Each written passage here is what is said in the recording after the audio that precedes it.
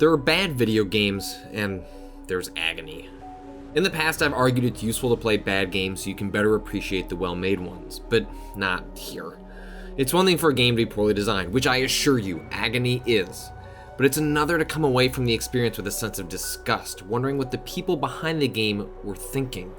It's not just that Agony is an awful, frustrating way to spend a few hours, but how the game, over and over, reminds you it has an axe to grind with 50% of the population.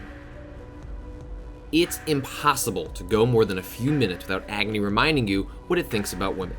Men are tortured and strung up in Agony, but it's the women who strut around the world without clothes, whose screams of "pull it out" becomes environmental texture, and who the game constantly, specifically, goes out of its way to violently degrade.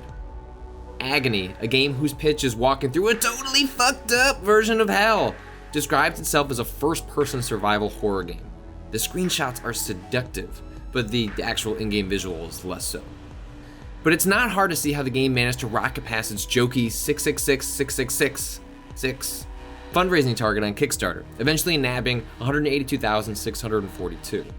Hell isn't a new setting for video games, just see Doom, Shadows of the Damned, God of War, Bayonetta, etc. But outside of Dante's Inferno, it's typically the equivalent of an ice stage, a way to change the look of things. Agony promised a lengthy trip to the underworld, one pulsing with the flesh of sinners, surrounded by a grotesque aesthetic riffing on the mind of H.R. Geiger. That's a pitch that worked on a lot of people, myself included. Despite Hell's prominence in games, it's woefully underexplored.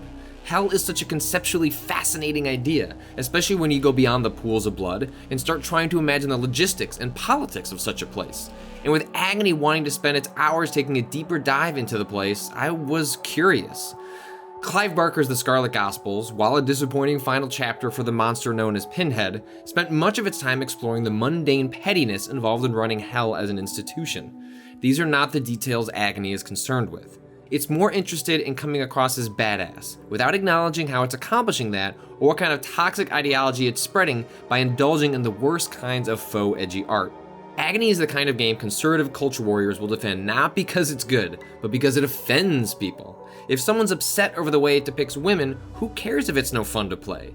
In today's Trump-fueled victimhood culture, that's basically a win.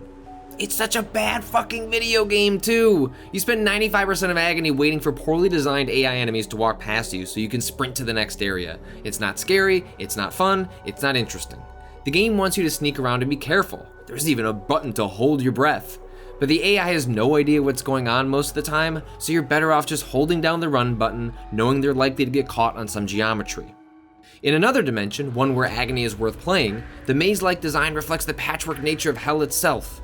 But here it's Agony's way of padding how much time you spend with the game. If you get lost, you won't realize there's really only 90 minutes of stuff to do, and it would have been better off without any game elements entirely. Annoyed but wanting to see the whole game through, I eventually resorted to putting a YouTube walkthrough of the game on another monitor, just to ensure I wouldn't get stuck again. If nothing else, Agony has its visuals, atmosphere, and shock value.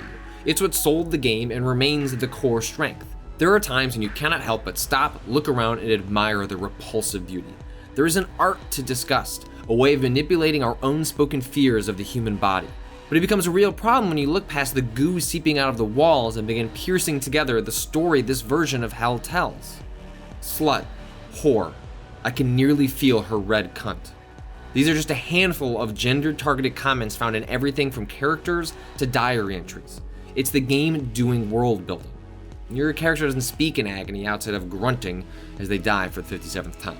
The story Agony is trying to tell is muddled and confusing. But in short, you're a bad person who did bad things on Earth, and when you died, arrived in Hell.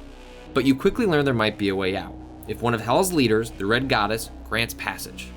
Agony's the Red Goddess is a succubus, a demon known for seducing men, and she lords around the place naked. I mean, the Red Goddess should be allowed to do whatever she pleases, so strut in your birthday suit all you want, but Agony wields its imagery with the subtlety of a brick. It's a mixture of what you might find in a horny teenager's sketchbook crossed with an angry YouTuber screaming about how feminists have come to destroy their video games. The game isn't subtle, as evidenced by this vagina apple that provides skill points. Agony is hardly the first game to feature sexualized objects. I mean, remember old praised doors? And given the way H.R. Geiger's sexualized aesthetic has influenced games, it's also no surprise. You'll find lots of lesbian sex, moaning women, bare breasts, and vagina imagery in Agony's afterlife, but despite Hell's vast resources for constructing pits of lava and caves of pain, there are precious few dicks. Each time I found a man, human, demon, in between, I would look to see if the game was applying the same aggressive exploitation to their sexual parts, and it was never the case. You can find a dick, but it's just that, a penis, part of the naked body. Some demons even get a loincloth to cover up their presumably enormous dicks, which only underscores the asymmetric gender dynamics at play. It's intentional. In Agony, it's not enough to watch someone smash a bunch of bleeding and screaming fetuses over and over. You need to find them strung up by their umbilical cords, too. And this is just the stuff they managed to ship with the game. Even if you try and grant the developers the benefit of the doubt, gee, maybe they didn't realize how aggressive this stuff was coming across, the cut content only underscores a specific message. Ahead of release, the conversation on Agony had nothing to do with how it plays. It was whether the game would ship with a fabled adults-only rating on consoles. The console versions were, quote-unquote, censored, but to restore the original vision, the PC version would get an unrated patch. Unrated patches are nothing new. Visual novels with explicit sex scenes often resort to this in order to release their games on platforms like Steam. Valve has since clamped down on this. Due to, quote, legal issues, this unrated patch was dropped, but the developers detailed its contents, including brutal sex scenes, lesbian and gay sex scenes, and genital physics. Quote, "You all censored a hell of a lot more than just a few seconds in-game," wrote one backer on Kickstarter, illuminating the target audience. Quote, "Purple blood, succubus missing nipples in areas, bodies with cloth covering them, you've lied and been a shit developer who was dark with the real questions and hide behind, quote, legal agreements." The developer declined to comment, citing the legal agreements, but released a video with the content that didn't make it into the game. On one hand, it's hard not to laugh at the game's butt physics. On the other hand, the next piece of cut content is called The Raping of Succubus, in which what happens is exactly as described, with one of the game's demons held down and sexually assaulted by the player. The game's camera later pans down as if emulating a Pornhub video for an intimate view. The rest of the video isn't worth describing, but it throws out any notion Agony wasn't crafted as a power fantasy, in which the notion of hell and demons are sheer window dressing, a way to mask what the game is actually about, forced domination and submission of women. Though it's not customary to do so, as art should speak for itself, I did contact the game's developers, wondering if they would respond to some of my observations about the game. Agony's publicist told me my inquiry was passed on, but I've yet to hear back. It's worth asking whether Agony falls under the same category as Hatred, the 2015 top-down action game that glamorized mass shootings. By writing about it, aren't you just giving it the craved attention?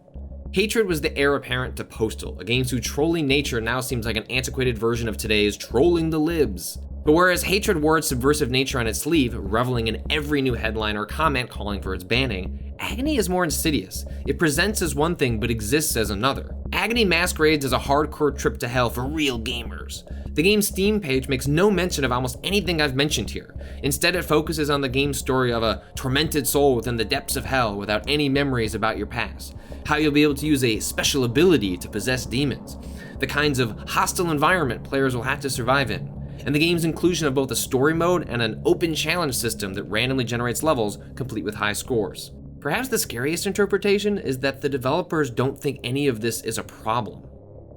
After 30 minutes of playing Agony, I'd had enough. The only reason I clocked more than 5 hours was to reject any notion I hadn't given the game its due. I gave Agony the full benefit of the doubt, and way more than it deserved. And it's easy to see how a disingenuous person might argue, hey, stop looking for politics and everything. But Agony is stuffed with political messages. It has a lot to say about women, sexual violence, the power dynamics of sex between genders, and how society often views gay sex through the lens of straight men. Rather than coding its ideology in metaphor or subtext, it's danced right in front of you. Agony knows exactly what it's saying. Fortunately, you don't have to listen.